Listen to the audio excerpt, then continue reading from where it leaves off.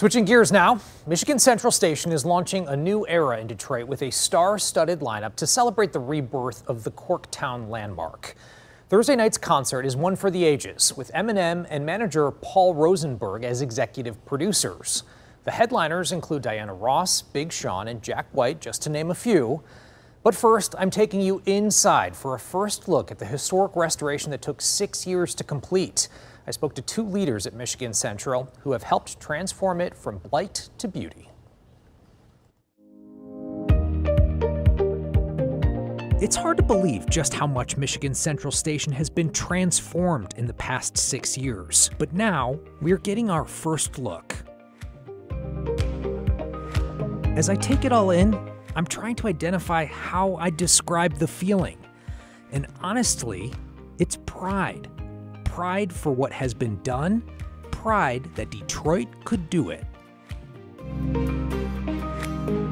Melissa Dittmer is the head of place at Michigan Central.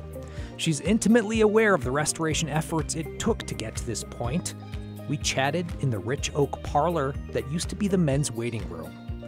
I asked her why it was so important for Ford to invest in this building in particular. With the multiple modes of transportation that came in this building, it really did represent mobility for the city of Detroit back in 1913. And now it represents the future of mobility.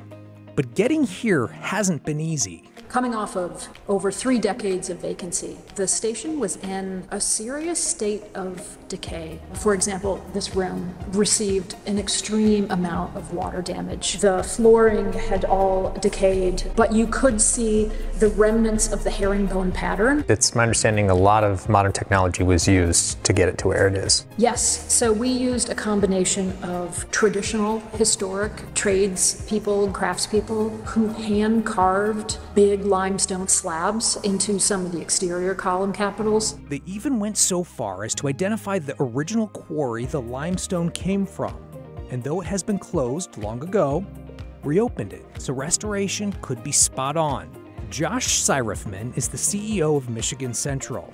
I met up with him in the sparkling sunny South Concourse. This is the center point, the nerve center of how people interact with Michigan Central, and really becomes a place when you say meet me at the station, this is right here. As we look around, it's hard not to be overwhelmed by the Herculean effort it took to get to today. This is the product of 6 years, 3,100 workers, every one of whom had a story and in many cases a personal connection.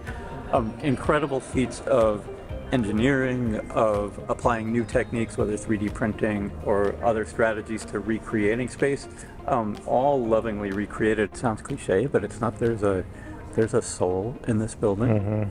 You know, I watch people when they come in and see for the first time after maybe they saw it at some point in their lives. It's so powerful. It's so powerful, and I love the idea of forward-facing work happening in a building like this. The plan is to have this be ground central for a bright future. A future where Detroit is once again at the center of technology, innovation, and mobility. This has been a symbol of decay in Detroit. What does it show now? I think it shows glory. I think it shows imagination. I think it shows steadfast dedication to getting hard stuff done. And of course, that video gives you a sense, but trust me, you really do got to see it in person.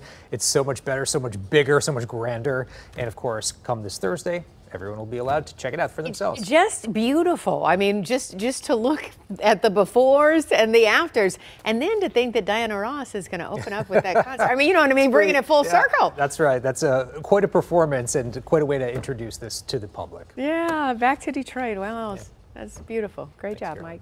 Well, Ford's decision to purchase Michigan Central Station came with a vision that took 6 years of hard work, and it's all in the numbers. Thousands of workers spent more than 1 million hours of labor on the station, as well as the surrounding spaces. A building of this size means there's no shortage of materials, like 9 million miles of new grout across the ceiling, 8 million bricks, and 300 miles of electrical cable and wiring. You'll find pictures of the inside of the station, videos of the restoration process, and a whole lot more. You can check it out right now at WXYZ.com. All I can say is, wow. It is pretty incredible. You got to see it for yourself.